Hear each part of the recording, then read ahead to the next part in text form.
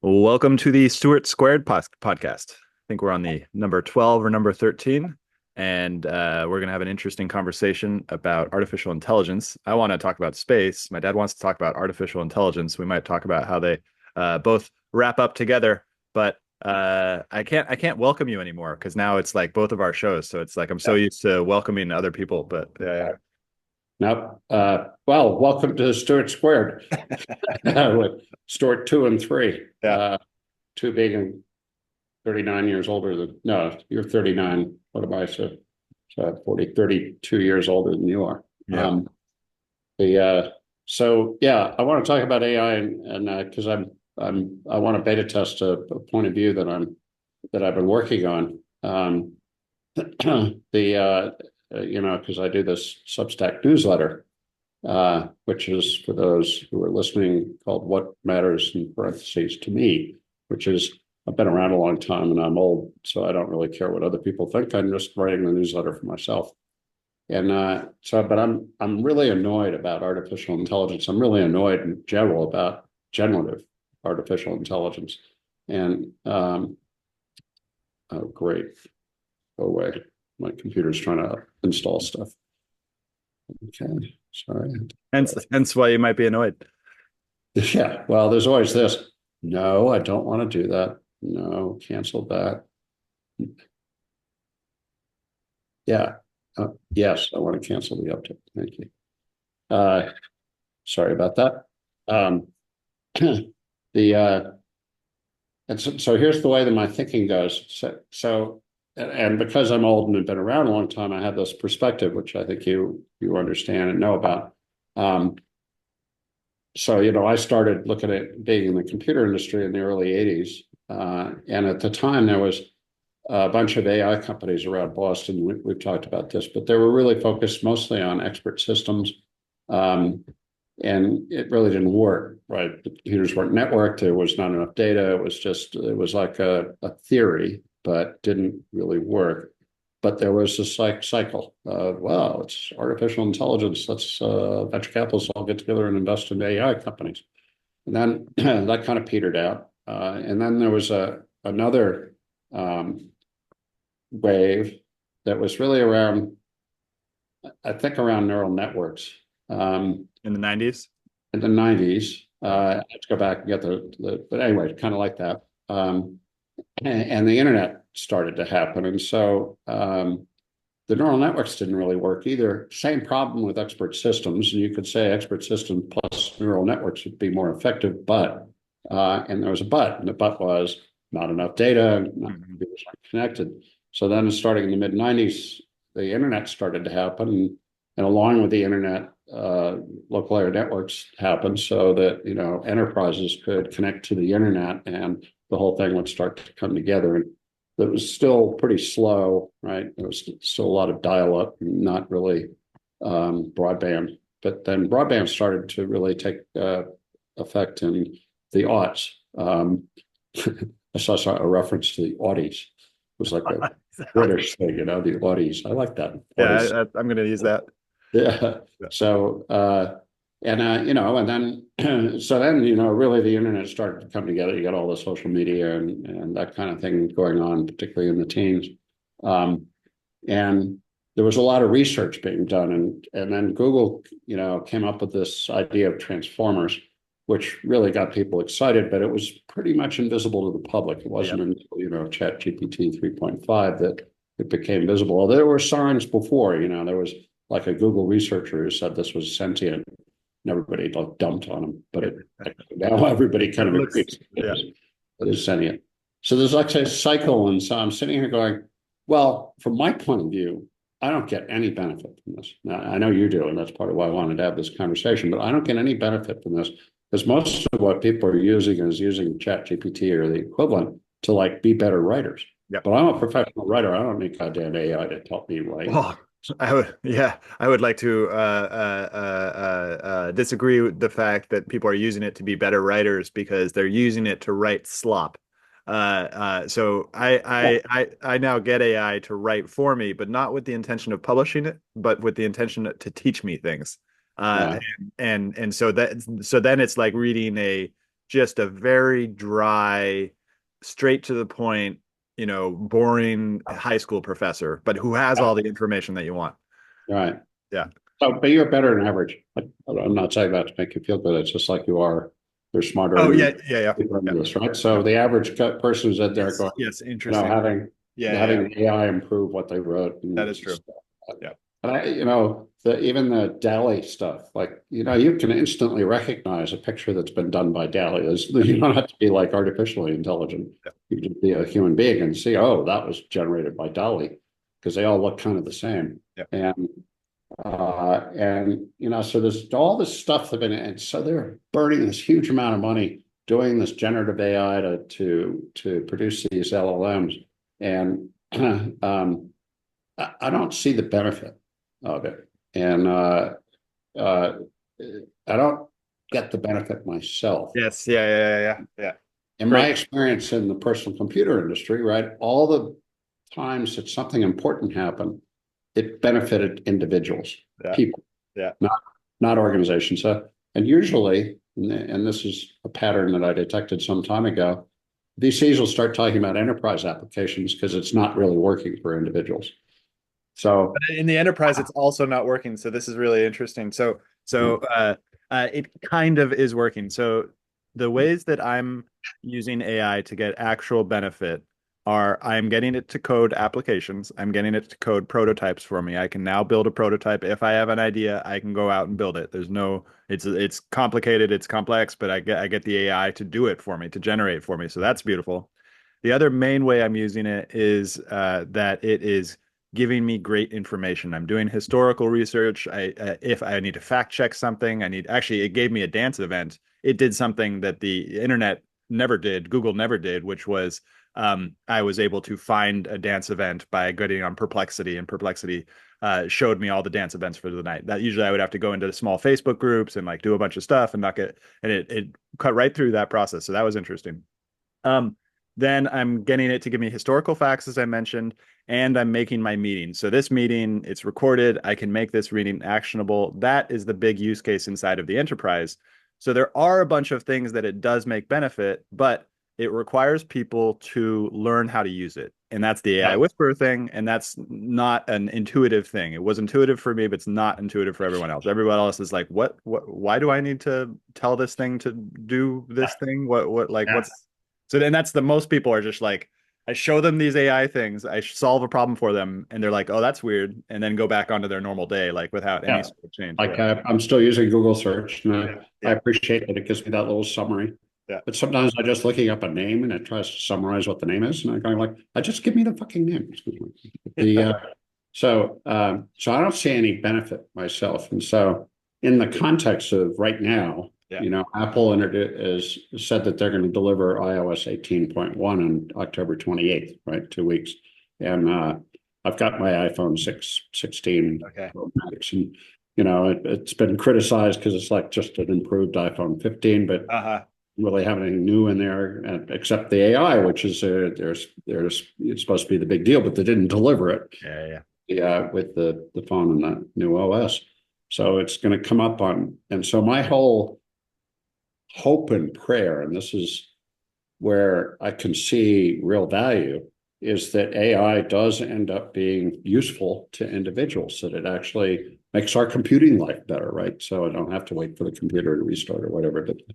And so, and I think I've said this before, but my test is, can the computer figure out time zones? Because if Yeah. the computer can figure out time zones, like know that I have a flight, and that I'll be in a different time zone at the end of the flight, and then show me on my calendar the time there for the period of time until my return flight, like that seems like a really useful thing, right? That would improve my life tremendously. Just a little thing, but there are a bunch of other ways that Yeah. it could Yeah.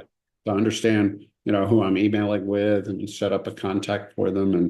And so Apple's whole proposition, which I think I understand, and I've seen reflected in other people's evaluation of it, is that they have their own small LLMs that operate on the device, which is why you need a more powerful iPhone. You can't run it on a 12 or 13. You have to have the 15 or later. And because they need the memory, and storage to be able to have those small LLMs operate on the phone on device inside kind of the device's firewall, if you want to think about it Mm, conceptually.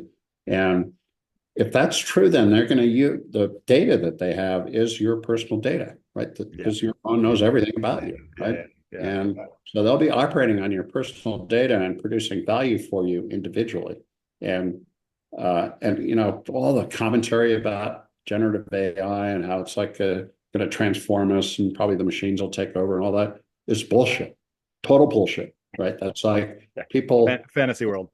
yeah, fantasy world. I mean, it's just equivalent in my mind to the New York Times running a poll, then saying breaking news because they had the results of their own poll. It's like, that's not news. You just made it up.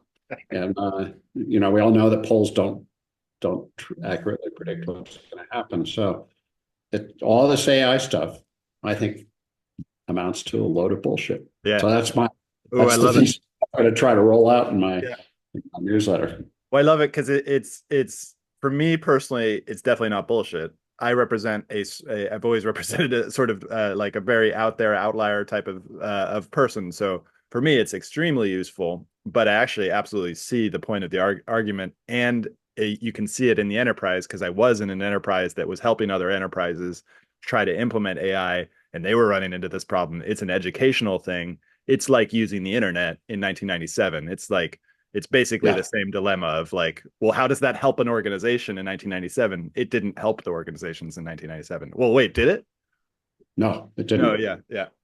I mean, or most of the organizations are going like, "What the fuck? We got to protect ourselves from this." Yeah, It's yeah, not yeah, like, yeah, yeah. yeah. Let's see here. Uh, so I've titled this "Still haven't seen any AI around here," and I read this quote. This is from Jensen Huang, who's the NVIDIA CEO. Quote, we're able to drive incredible cost reduction for intelligence, he said. We all realize the value of this. If we can drive down the cost tremendously, we could do things at inference time, like reasoning. Mm-hmm. And which I think is the point, right? That all this stuff about generative AI and huge language models and um, is a feint. It's like a misdirection. And he just spoke truth, which is, you know, when your computer systems can operate like the brain and is not sucking up power or nuclear power and, you Uh, know, costing billions of dollars. And so, in fact, I think he's predicting the fate of NVIDIA, right? mm. Because they won't be able to sell so many chips if it all works in real time doing inference. Wait, can you explain that? Why? Because right now you have to go and it's a batch process. You go feed a lot of data into an LLM, and then the LLM acts like it knows what it's talking about, but it doesn't actually know what it's talking about. It can't reason or do inference because it can't operate in real time. It has to go get batched again, and there's this process back and forth.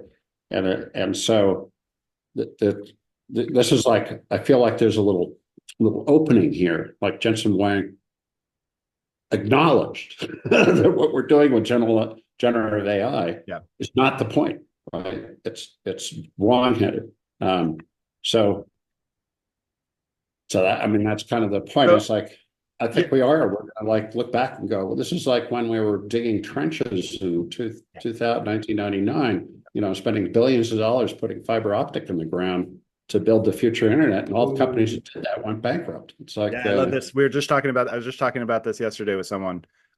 Because the money printers on the interest rates created this negative externality that's tying right into AI. So all of the AI investors are not have not been accurately being in relationship to reality for the past 20 years because of the negative externalities. And so they're just trying to find capital. Then there's this other part, which that my mutual on Twitter, who I met up with yesterday, gave me, which was essentially there are non-economic actors within that are now investing. So that now invest, and I'm talking specifically about the government here. Also, I'm sure there are other ones as well. Maybe like the Saudi government and all these other things who are entering for non-investment reasons, which change things. And that's like a competition within the VC thing, which is an interesting analysis. it's like you know, uh, Vinod Khosla was the first one to first firm, Khosla Ventures, to invest in OpenAI.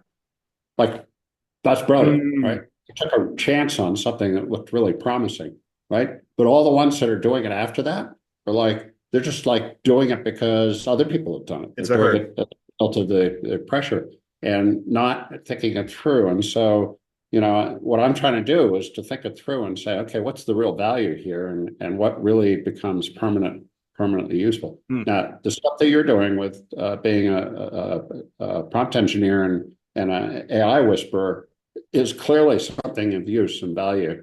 I wonder how many other people have figured that out of like the 7 billion people out there. How many like you have figured out that you can It's write about software without it's writing about software? 200 million people. There's about 200 million people who got a subscription to ChatGPT before ChatGPT subscription stopped. And I don't mean But to I'm say one of that. those. I have Yeah, a subscription to yeah, ChatGPT. I'm even yeah. sitting there thinking, I was writing, well, maybe I'll just give up my subscription because it doesn't do anything for me. It's like, it's at $20 a year. I mean, if they want it, there's word on the street that they want to bump it to Oh, yeah, yeah. $44 a month instead of 20. And it's like, well, that's kind of serious cost then. I don't think I want to spend $44 a month on ChatGPT, and particularly because there are alternatives, and I haven't really tried out Perplexity, but I would worry about them too. But it's just like, every time a boom happens, Yeah, it pushes past where the value yeah, is. yeah, A yeah, lot of people lose money, right? So the early ones, that's cool, yeah, smart,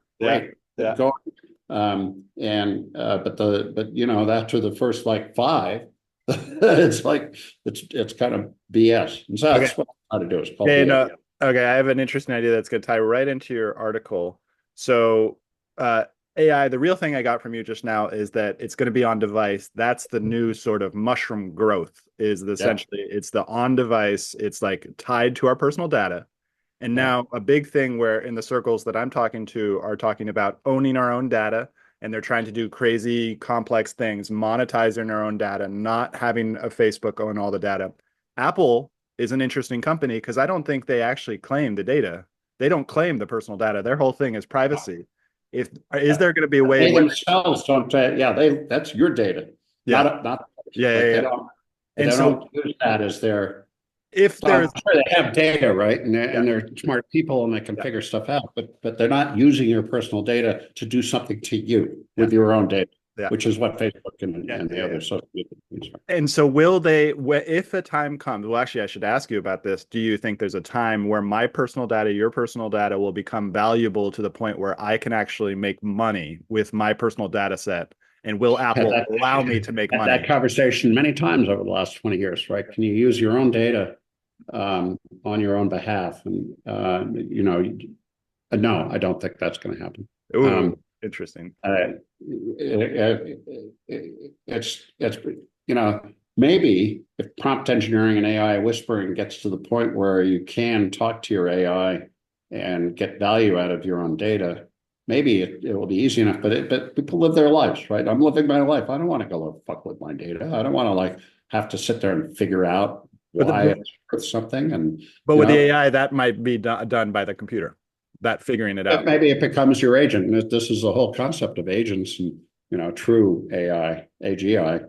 Maybe that I think still exists out there as the possibility, and that's the point. That's the thing we're looking for, but we're not there yet. And that's why I'm trying to call bullshit, because everybody's saying generative AI, that we've gotten it. And Sam Altman is running around referring to artificial general Yeah. intelligence. Yeah. That's the objective of Yeah, no, no. OpenAI. His marketing is really interesting. And I'd like to go back to our kind of thing, which is we go back to history. So Sam Altman is speaking his own book. A lot of people and Elon Musk is also speaking his own book, but people seem to call I bullshit. give Elon a little more credit, Yes, though. exactly. Yeah, yeah, yeah, They recaptured the big spaceship yeah, today. yeah, yeah, Yeah, it was this morning. Yeah, they yeah, recaptured the booster, and it's like he does stuff, yeah, yeah, Even yeah, if his We Robots event was a kind of bullshit, right? And his stock went yeah, down, and yeah, everybody thinks it's just bullshitting. You're sitting there going, he's like being really aggressive about proposing, cars that operate on their own. You can have them rented out. I get the whole concept yeah, there is, yeah, everybody's going, oh, it's all Elon Musk, and even yeah. admitted that he's frequently a little too aggressive in his timing. But But that's so beautiful because he gets it done eventually. event, Elon and a year or two, yeah, like yeah. get over it. And whereas Sam Altman is sort of the vibe that now people think it's really interesting. I don't think that he's a con man kind of guy, fully con man kind of guy, but Ah, he is a marketer and he's a great marketer. So hold on one second, my phone. So Elon Musk is this guy who is doing really, actually following through with the competent stuff. Sam Altman is an interesting figure because his first Y Combinator company failed, and so far he's been part of Y Combinator, but as a founder, he is somewhat untested in terms of his ability. I mean, he's done this thing, which is really interesting, and also he turned it from a nonprofit into a profit, and then kicked well, that. Or he yeah, proposes to. He hasn't done it yet, but yeah, okay, yeah. Wait, can not we actually that whole before? the licensing agreement with Microsoft is really we get so. But here, I mean, this is a history lesson. Yeah. So when VisiCalc, the first spreadsheet, succeeded so well, the relationship was between Software Arts, the company that developed it, and VisiCorp, which is the company that distributed it, and they had a deal that was so much in favor of Software Arts that VisiCorp ended up like bailing on VisiCalc. They just didn't do anything for it because they weren't making Oh. enough money. And so that was like spreadsheet. Nobody knew what the hell was going on, right? There's a spreadsheet on an Apple II, and so they really didn't have any guidance. There was no experience to go by. So they did this deal, and Software Arts and VisiCorp ended up like in contention with each other because VisiCorp didn't get Software Arts to put it on the IBM PC, and Lotus came in and took over the business, and then Microsoft with Excel. So that's a whole thing. But Hmm.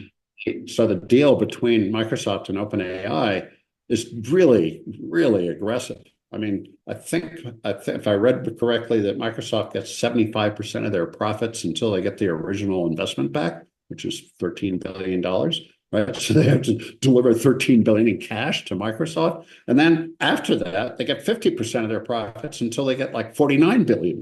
It's like, wow, what So I an got it. amazing. I So you got it. try to figure out how they're going to like renegotiate with Microsoft and turn that into equity instead of a profit share. It's like from Microsoft's point of view, why would they do anything different? It's like they're raping OpenAI. And so you said, so when all this talk is happening about making OpenAI a for-profit company, they have to clear that hurdle because they have a contractual requirement to deliver their profits. And they don't have any profits, right? They're losing boatloads of money. And Whoa. so try to imagine how Whoa. they work their way through that. And, Satya Nadella and the dudes at Microsoft are going, uh, well, we don't why would we want your equity? You're only worth $157 billion and you us $49 billion in profits. It's like, And so I got the details, but Sam Altman is basically that's why he did that largest private raise and why he was spending so much time outside of the company. All of his researchers are thinking about the safety, which is an interesting thing because it gets, from my personal opinion, is in the fantasy land. But they're all focused on that. They're all like mission driven on that. And here's this kind of founder who understands the dilemma that he's in because of the market and the deal and everything like that. And so he's going out spending all the time with anybody who will give him money. yeah, Luckily, everybody's trying to give him money, which is yeah, funny. And so I've got the whatever actual it is. What did they raised? Is it 6 billion, six, 6 billion at $160 billion, six I and a half think. billion and 157, but then they raised another 6 billion in debt. I think it is Oh, a credit line. So they raised a total of like 12, 13 billion. wow. And they're losing, all reports are they're losing like 4 or 5 billion a year. So it's like you just do the simple math and you go like they're going to go back to market next year unless they can constrain their costs because the revenue is growing Oh. very rapidly, right? And maybe they'll do 10 to 12 billion of revenue next year. But if they're still losing money at that rate, then they have to go back and raise more money. And now, what do they raise money at that point? The Did a down expectation. round. But even a down round, because once you get into a down round, it disturbs everybody's.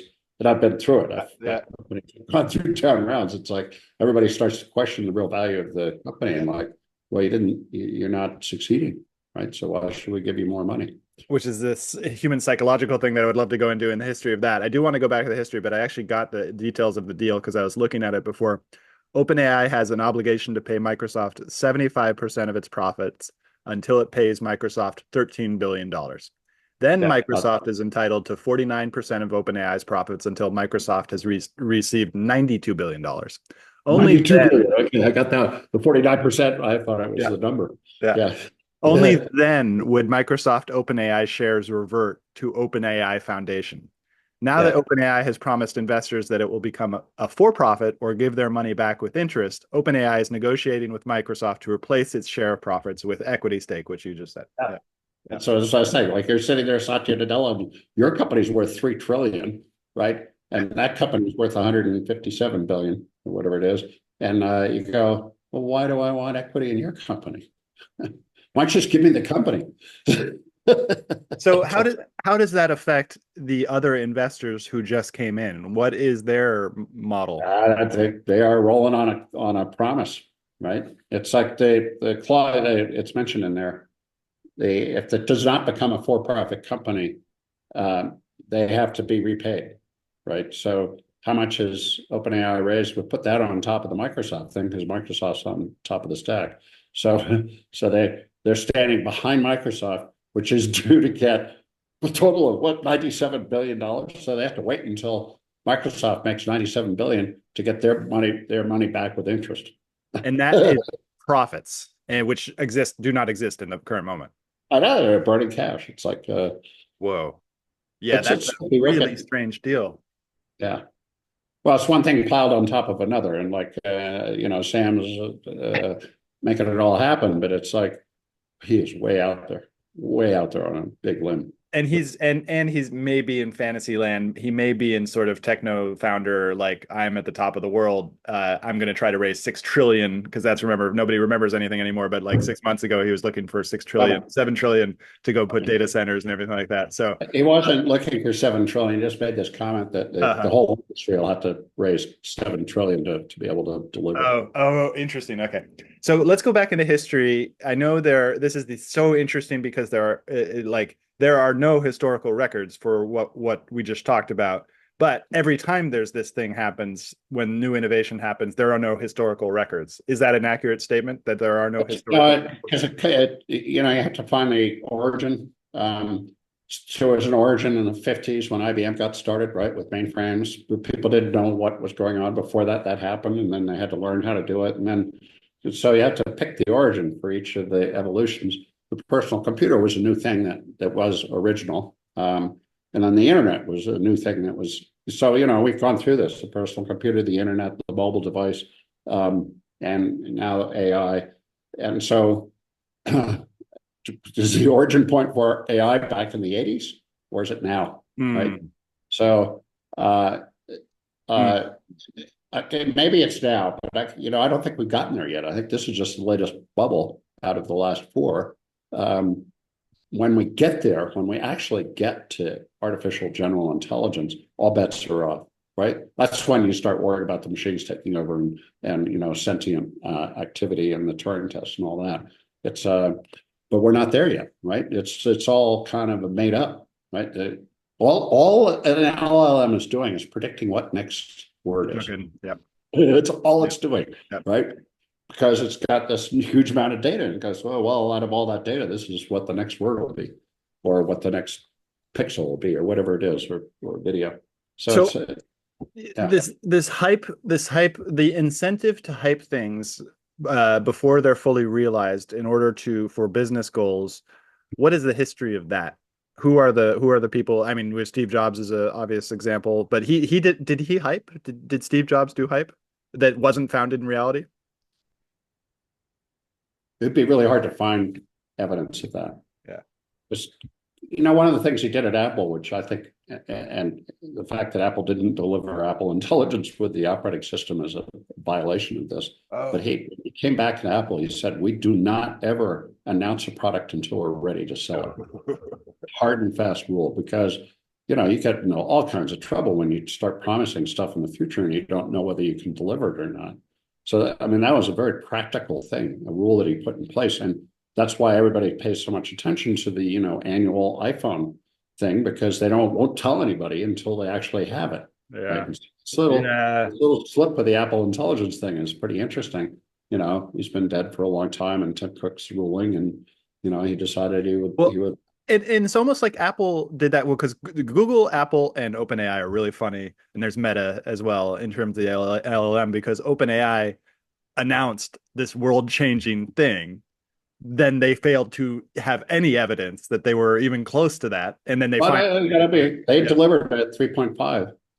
They No, announced sorry, it. sorry, sorry, sorry. No, no, no. I'm talking about a different announcement. 3.5 was real. I'm talking about the advanced voice capability. About 6 months ago, they released they got a huge demo and they had everybody come in and they showed off this product. Yeah, but OpenAI has no discipline. This is not a Yes. Yeah. well-run company. Well, so this is what I'm talking about because it goes back to our earlier thing, which is Sam Altman going around realizing the crazy situation that he's in that probably a lot of people don't understand because they don't understand the mechanisms of the capital. And so he's going around doing all these things, and inside of his company, all of the inner circle people are all safety people. They don't want to release anything because they're worried that it's gonna. And Yeah, so there's this division, and they all yeah, left. They're all yeah. gone. They're all gone now. But Like, probably not all going, but yeah, yeah, 5 out of 7 of the senior staff have left. yeah, It's like one guy left besides Sam. yeah, The uh, okay, I always go based on how well run companies are run, yeah. right? You can be successful without being well managed, and Google is the best example of that. Right? It Mm, just took off, but they didn't do anything. mm, They had mm. the patent for whatever it's called, the pattern recognition, but and they used that to do search, right? And it just took off, and then they started charging like a penny a search, and there's so goddamn many pennies, they just had floods of money coming in. And then they're in an environment where there's like no reason to be disciplined, so they're out there trying to shoot the moon and do everything, and not most of which didn't work. Right? They've done some stuff like YouTube. They bought YouTube, and Gmail has been pretty successful, although they don't make any money on it. And it's just a really badly run company. And I'd say that to Sundar Pichai's face because he's not done any better, right? He's trying to preserve the culture of Google and do no evil and all that crap.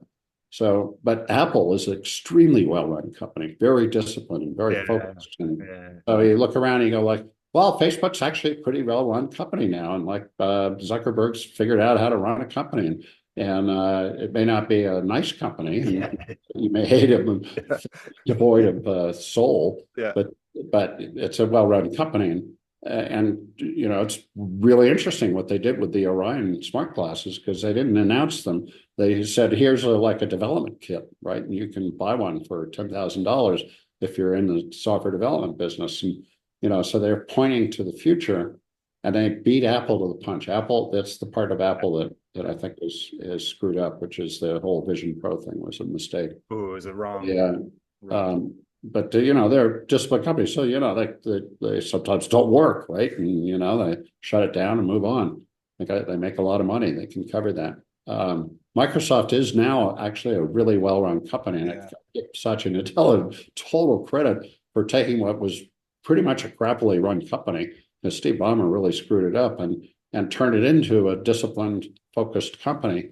And Oracle's a really well-run company. You can go through all of the companies in the ecosystem. Salesforce is a pretty well-run company, and so and you can pick them out. So that this is the part that I think most people miss. It's not just the technology; it's how the company is run and how effective they are at turning new technology into useful stuff. Right. So, if I remember correctly, OpenAI's revenue is about 75% from that $20 a month subscription and about 30% from enterprise, and mostly coming through Microsoft. Mm, Yeah. Yeah, mm. I agree. The enterprise. I don't think the enterprise has figured out how to use this stuff. Right?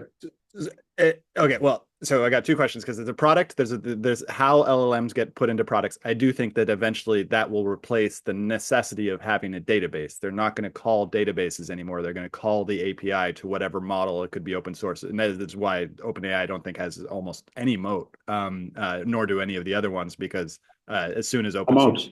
Yeah. yeah, LLMs, you can't copyright LLMs. You can't yeah. trade. You can And trade. open source is going to, particularly with Meta's money into open source, it's just like there's no way that Right. the thing. So, but I want to go back to the psychology of because you mentioned Steve Jobs, and it's I think Steve Jobs kind of has a value for me in understanding who he was that is different from you or other people, in the sense that he was into the 60s counterculture, which I'm just obsessed with trying to understand. But I think that it relates to um, how did he establish a company that is both well run and creative and technology? Because what you mentioned about Google is so interesting, that Google basically just had a money printer, and the money printer in our own age and day creates negative incentives. So that was a company that was incentivized to not run well. And It's so, it's, it's happened before, but yeah, Google is an extreme example of it because of yeah. um, I just looked it up. Steve was born in 1955. He was Uh-huh. 3 years old, younger than I am, or would have been. The uh, you know, my good buddy Brent Schlender wrote a book about Steve, and it was called "Becoming Steve Jobs." It is the book to read, not the other one Isaacson. called Jobs or whatever it was, but the by Isaacson was useful, but it was kind of like a biography. Brent's had insight in it, and so there were three pieces. So there's Steve Jobs when he started the Apple with Steve Wozniak, and the period of time that they got through to introducing the Macintosh, and then he gets Scully boots him, and then he goes out and starts Next as a startup company, and then he comes back to Apple in the third phase. When he came back to Apple, he'd like paid attention, and he was learning from what had happened previously. So he became an incredibly disciplined CEO.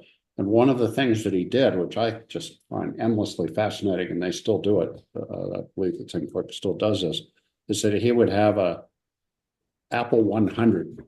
He had an Apple University, and it came out of this Apple 100 that he personally would pick 100 people out of Apple, and 12,000 or more people. He'd pick 100, and some of them might be like the janitor or a programmer, or it wasn't just the executive staff. And they go have an offsite with the 100 best people chosen by him. And so the people that got to go to that were like going, oh, wow, I'm one of the 100, like, well, I better perform, right? So it's like he created an environment where all of the incentives were to perform, to deliver, to do the thing that was right. And then set the context is the right thing is for the customer, right? That we serve the individual customer. We don't do enterprises.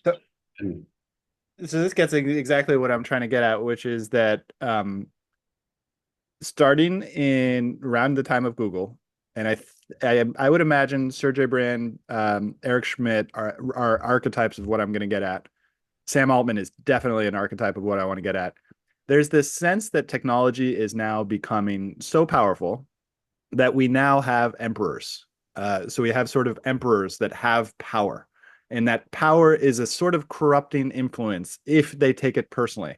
I don't think I've seen you get into this.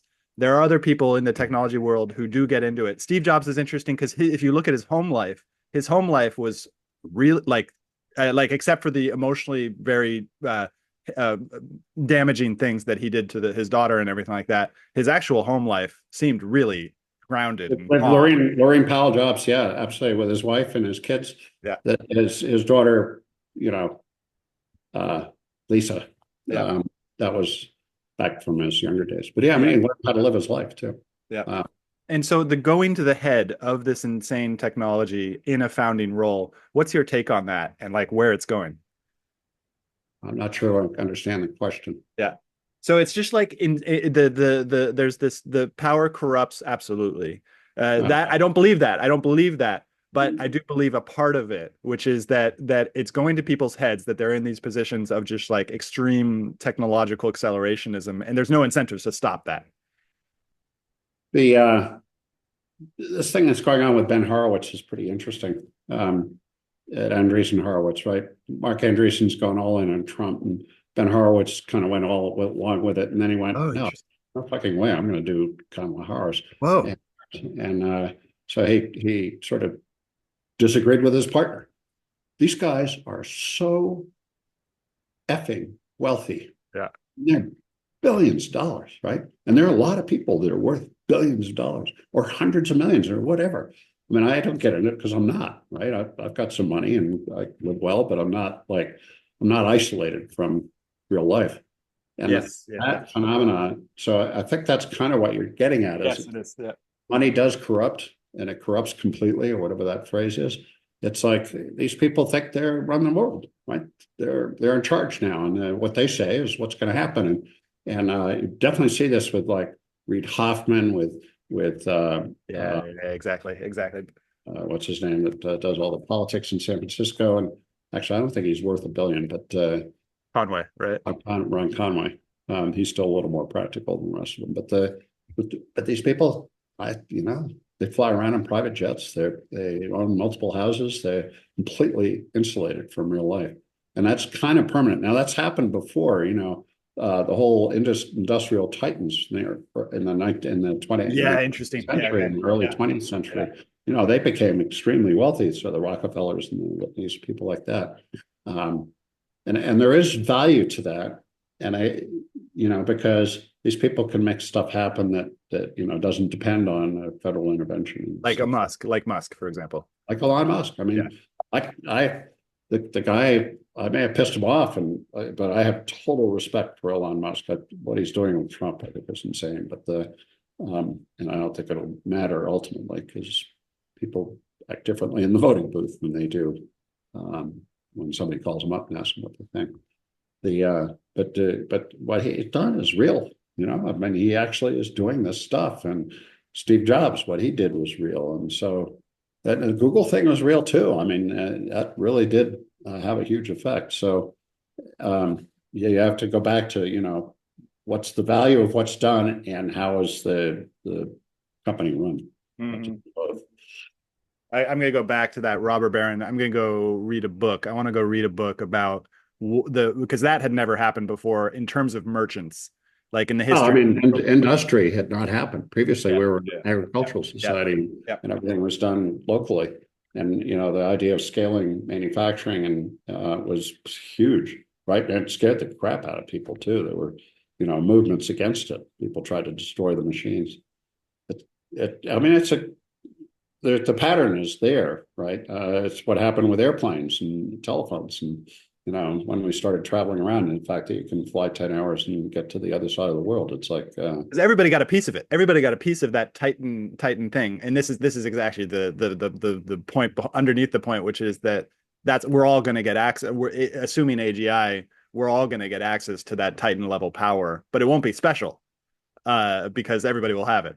it'd be completely democratized, Yeah. which would be interesting to see what happens to society as a Yeah. result. That's the thing I'm thinking about the most in terms of the accelerationism is just like it's going to be interesting. So, but I want the last question to be focused on the newsletter. What have you learned about what you're going to write this newsletter on from this conversation, or is there anything else that you're thinking about related to it? No, I feel confident now that I can explain this point of view that I have and call bullshit on generative AI. The And there are other people doing it too. As part of why I started thinking about it is I think I forwarded Eric Newcomer's Yeah. thing about how much cash OpenAI is burning and whether it's a valid proposition. And so he's contributed to it too. And it's just for myself saying the standard is what's the benefit to the person, not Yes. This not to reminds the me organization. reminds me of something I was thinking about. So Google is really interesting because about 5 years ago, the reason why I got this Pixel was because Google was good at integrating the early prototypal versions of AI into it and solving these little problems like the time zone problem that you mentioned. And so if I I haven't think, solved that, but the thing that I know is like I use our work email is on yeah, Exchange, my Office 365, and we just got slammed with spam. I mean, yeah, stupid stuff, right? You don't even need AI to do this. You just like set up machine yeah, learning and you have enough data to do that. I don't get them in Gmail. yeah, That's yeah, something else going on yeah, in Gmail. I got to figure that out.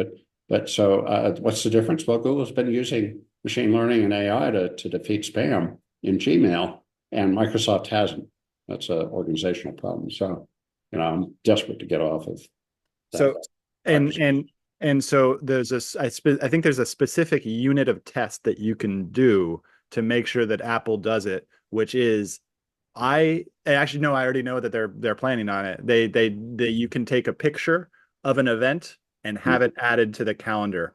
That is for me one of the most useful things. I just need to take a picture of this thing and add it to my calendar immediately. And I tried prototypes of this that people have tried to use LLMs and they don't work. But because you need the device, you need to own the device to have that happen. Well, the big thing, and I wrote a newsletter about this too, that several newsletters ago, is that Google finally put one guy in charge of the Pixel, Chrome, Oh. and Android, all three together. They're now managed by a single organization. Oh. So the obvious intent, what they figured out, because of course Apple is fully integrated, is they had to do that in order to coordinate all of the functionality and to be able to, on their own phones, Pixel phones, be able to implement an integrated AI. They need to have control over the whole thing. Now, that's, Yes. you can tell Samsung sitting there going, like, what the fuck? You're Why? gonna Why? coming after us because they Oh, like Android, right? And yeah. they're going like, oh, so you're going to favor the Pixel. What about us? Huh? We've got like a multi-billion-dollar business based on your goddamn operating system. Oh, shit. Yeah. That is interesting. Man, the analysis, there's so many layers to the analysis of how companies run Yeah. in the effect of technology. Okay, well, I have to go check out of this hotel. Yeah. But that was really fun and looking forward to next week's episode. We'll talk space next time.